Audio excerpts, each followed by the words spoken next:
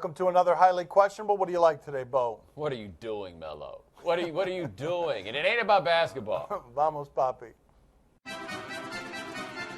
Those Sean Miller's goal feel like a flaw in the rules. Oh, yeah, y'all were ready to get your USA on last night at the end of the 400-meter relays. Allison Felix, one of the greatest sprinters our country has ever produced, coming to get that last individual gold medal. And, well,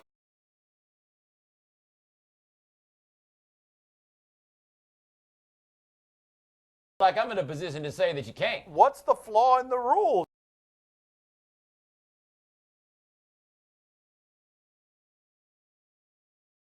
Winning a foot race by leaving your feet. I do understand why people would find that to be a bit confusing, but if you like the person,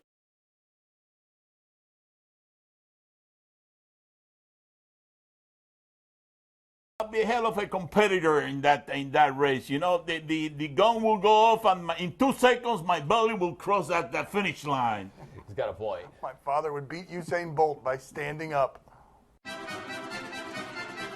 If Aaron Rodgers is so in favor of NFL players speaking out on social issues, why doesn't he? This was a funny bit of sound to hear about how he embraces people having opinions on social issues. And there was a shooting in Milwaukee that he doesn't want to talk about. And listen to him here in local radio in Wisconsin.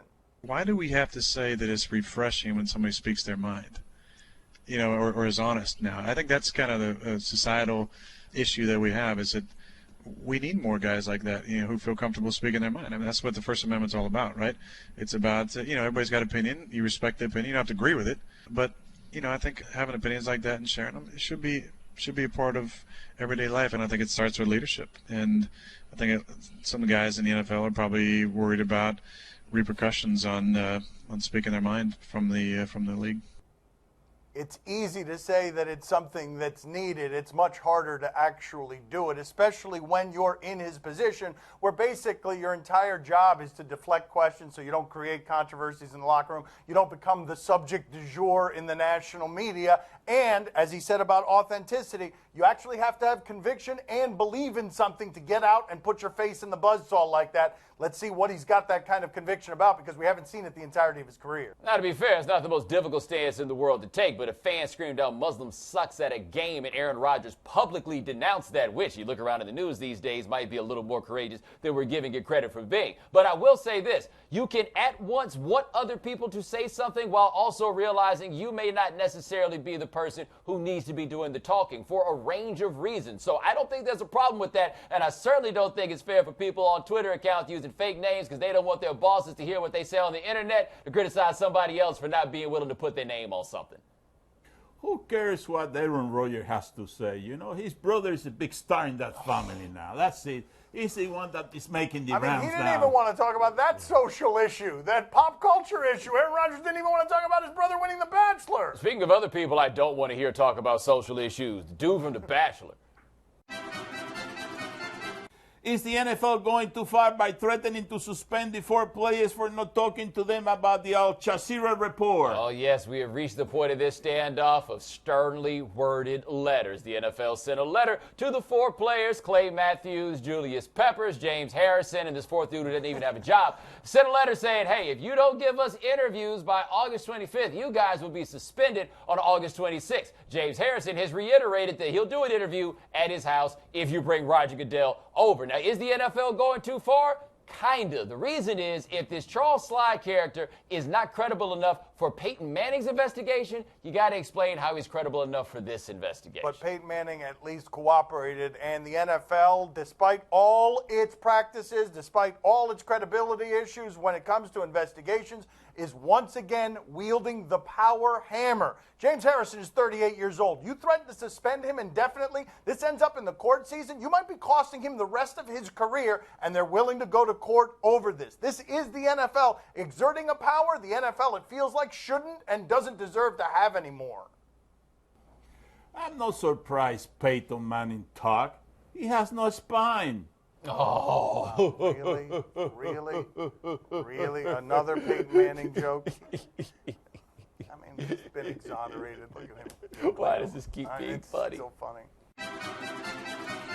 Do you think NFL teams are aware of how much race affects which players they select in the draft? Aware of it? No. Brando Starkey wrote about this for The Undefeated, and it's an interesting case of racial bias where the white guys who are being interviewed at the Combine aren't getting the same kinds of questions that the black guys are getting. And this is how you arrive in a place where a white general manager is asking someone like Des Bryant whether his mother is a prostitute or not. It's a way that racial bias ends up infecting the entire process. And no, I don't think that these people who are partaking in the racially biased behavior realize that they're doing it. No, they don't realize that they're doing it at least proactively, right? There is some realization ultimately of what they do. They understand what quarterbacks they take and how the league winds up looking that way. Same thing with coaches. So I don't think the people are totally ignorant of these things necessarily. But the draft process, a lot of this talks about the questions that guys get asked. Like the black dudes get asked, do you know your dad? Do you have any relatives who are in prison? Is that person from prison going to come live with you? Those sorts of things. The reason the NFL teams ask those questions is simply because they can. It stands to reason that they would ask the black dudes more invasive questions because you can get away with more there. Do they realize they're doing it? Probably not. They're so used to that just being okay. Why would they think to look at it? Should Carmelo be commended for blessing a Brazilian favela with a mural of himself? In 2012, Lala, his wife, informed us that he had blessed their bedroom with a commissioned photo of himself put over the bed. Let's see how Carmelo Anthony has in his Snapchat. Only other person is Michael Jackson who's been up here, man. The only one, huh? What a random... Love is real in the favela state. Love is real. Blessing the favela. Stay Wait, mellow, it has his baby. hashtag. It has his hashtag. Did they ask for that? That's the only thing that I want to know. Were they like, Mello, now that you're here, can you get somebody to paint a big old picture of you? Or did Mello just decide, I know what will help your poverty-stricken existence? Looking at me and my hashtag every day. I know that Mello is thinking to himself, I belong on that wall with Michael Jackson. I should be up there. The kids will be enriched by having me and Michael Jackson up there randomly. Somebody came home later on and said, who the f*** painted my wall, you know? Right, and what does Stay Me 7-0 mean? Especially you ask that question if you speak Portuguese. I mean, somebody did come home. Why is Mello on my wall? But why is Mello on the wall? Who the hell is this on my wall? Coming up next on my son's TV show, we talk to Chad Johnson. We're talking about the Patriots here. Talk about Belichick. Yeah, but we're talking about Ocho Cinco, and we're talking about Chad Johnson, too. Let's try this again. We're talking about Bill Belichick, and we're talking about the Patriots. My son's TV show is brought to you by Health or High Water in theaters Friday. Looks good. Joining us at the beach today is Chad Johnson. All right, check out the Ocho Cinco and Dukes podcast. Subscribe and download on iTunes, TuneIn, Stitcher, and SportsVoices.com. Let's talk to Chad. When did you have the most fun playing football? The most fun. Every Sunday, honestly. I'm just going to be honest. Whether we're winning or losing, I mean, my escape from everything as far as dealing with the world or personal issues was when I touched that field. Every Sunday when that whistle blows, it was like that was my fun. That was my escape. So I always enjoyed that moment. When was it least fun? Least fun? Realizing I would never play a down football again. How long did it take to realize that? Probably that day I had to sit in that cell. What can you tell us about that day? Just understanding, being in the game of football for so long, understanding the magnitude of my mistake, knowing that, seeing it from my owner's perspective, seeing it from the organization's perspective, putting my coach at that time in a terrible position, just coming in and understanding his position and knowing, common sense, that, yeah, this is your last, that was your last hurrah, and being at peace with it right away. And that was good. Really? You were at peace with it right away, because that's obviously a dark place to be. You were at peace with it right away. Yeah, most definitely. How did you arrive there? Because that's usually something that is hard to come to terms with? Sometimes it is, but being able to make the transition from doing that 24/7 and that being your livelihood, what can you do? There's nothing you can do about it. And I understood that, and there's no need to continue to harp on it. There's no need to beg for it because it wasn't going to happen. And I understood that right away. Well, you have the situation with your employer at the time, but then there's also the reason that you're in the cell and everything that's around that had to be dealt with at the same time. Yeah, most definitely. And, that wasn't, I don't want to say that really wasn't the thought process. It was more so that as time goes on, my job, I just wanted to come out right away. You know what? I messed up. I apologize. Just keep it going. Keep it moving. But I just knew the football part. I knew that was done. I just knew it. What were the things that you were doing on the field that you were proudest of in terms of enjoying yourself and sort of being a rebel? A rebel? You think I was a rebel? You were entertaining and in an environment that didn't exactly welcome the entertainment from the entertainers. I just had fun.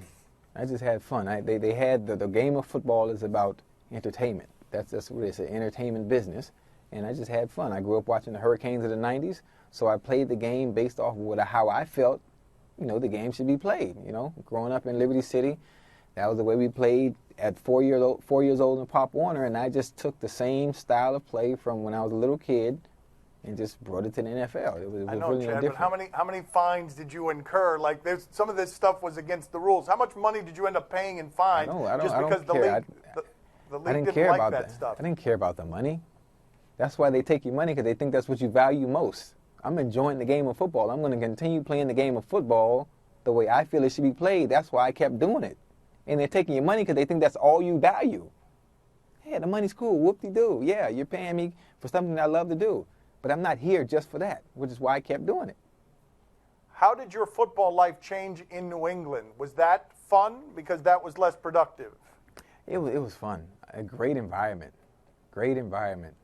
A little different, a little militant. Everything is run with a different type of structure than what I was used to. Great offense, which really didn't need me, by the way. Hernandez, Gronk, Wes Welker, Ben Jarvis, Green Ellis, and I just enjoyed being there. Having the opportunity to know each week that we were going to win regardless. That's a great feeling every day you wake up, no matter what hell or high water, you're coming out with a W. It was cool. I really enjoyed my time there. So how much did you have to adjust how you did things to fit into how they did things? Oh, I didn't talk at all. I don't think I did an interview that entire year. I don't think I did one. I think I even got fined because I didn't talk. I just felt that was one of the few times in my career where it felt like I couldn't be myself, and you just feel it once you walk in that building, man. It's a different ball game. Everybody and everything is expendable except that number 12. I'm surprised that you didn't find that muzzling to be less fun. I'm surprised that because you're not someone who likes to have the personality scrubbed out of things, so I'm surprised that wasn't something that became not fun for you. We're talking about the Patriots here. Talk about Belichick. Yeah, but we're talking about Ocho Cinco, and we're talking about Chad Johnson, too. Let's try this again. We're talking about Bill Belichick, and we're talking about the Patriots. Okay, fair enough. Okay.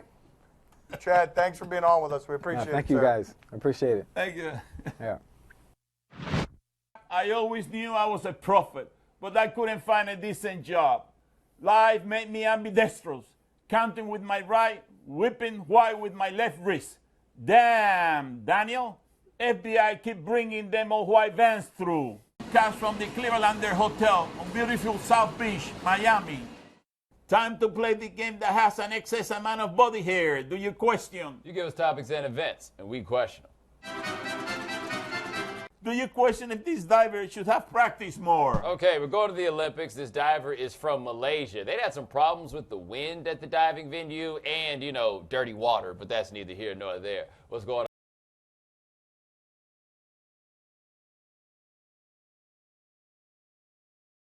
He was better than Kareem. Oh, yeah. Oh, really? That's some old school. You remember this show? Yeah, this is not good. That ain't that old. It's in HD. Why are you applauding? Greg Louganis is over there applauding that. Yeah, because Greg Louganis knows how much worse it can be. Wait a minute, can I see that again? Does Kareem in the middle of that cover his skull because he fears he's so tall that it's going to hit the diving board? Does he cover his skull here? Like, we're not talking about what great shape old Kareem is in right now. No, we're just ridiculing a 60-plus, 7'2" man for not executing a dive properly. Yeah. Hey, smart play on that head move, though. I think Greg Louganis might have been the one that told him that. Do you question who won this fight?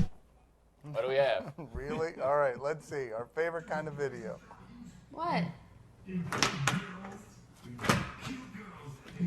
Oh, he's fighting the screen door. He's right here. I mean, I feel like these screen doors are undefeated. They always do this. You'll never win this fight, sir. This fight will haunt you for eternity. You're going to lose. This screen door is going to throw you and grill you on that thing behind you. Yeah, all right. We got a winner. I mean, okay. And the winner is Lowe's. What the hell?